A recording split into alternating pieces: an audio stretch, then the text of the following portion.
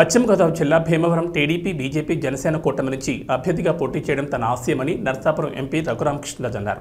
పెదమేరంలో ఈ సందర్భంగా మాట్లాడుతూ నేను ఎక్కడి నుంచి పోటీ చేస్తాననేది మరో 2 రోజుల్లో తేలుతుందన్నారు. నర్సాపురం ఎంపీగా పోటీ చేసి ఢిల్లీ ఎంపీనా లేక లోకల్ ఎమ్మెల్యేగా అమరావతి ఎమ్మెల్యేనా చూడాలని, మరి పోటీ చేయడమైతే పక్కా అని, ఎంపీగా పోటీ చేయాలనేది నా ఆశ అని, అసెంబ్లీలో ఉండాలనేది ప్రజల కోరికని, చాలామంది నన్ను అసెంబ్లీలో స్పీకర్గా చూడాలనుకుంటున్నారని, ఏం జరుగుతుందో అలా జరుగుతుంది, ఆ భగవంతుని నిర్ణయమని ఆయన అన్నారు.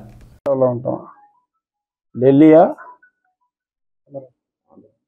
అమరావతి అనేది మరి 2 రోజుల్లో తేలుతుందని నేను అనుకుంటున్నా. ఆల్రెడీ తేలిపోయిందని కొన్ని ఛానల్స్లో వచ్చింది.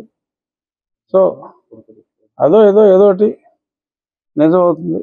కేంద్రమా, నేను కోరుకున్న కేంద్రమా, ప్రజలు కోరుకుంటున్న రాష్ట్రమా? ఎందుకంటే మెజారిటీ పీపుల్ మీరు అసెంబ్లీకి రండి, మీరు స్పీకర్ స్థానంలో ఉండాలి, కొందరు అలా రకరకాలుగా ఏదో సోషల్ మీడియాలో వస్తుంది.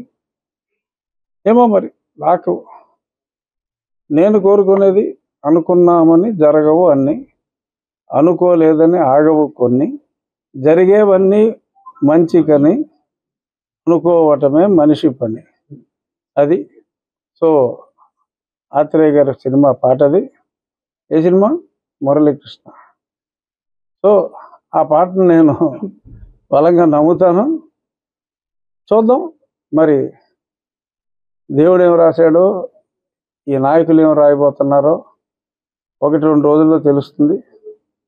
ఒకటి నిజం, మరి ఆ న్యూస్ని బట్టి చూసినా, ఏ రకంగా చూసినా పోటీలో అయితే ఉంటాను, ఉండాలి అన్నది డిసైడెడ్.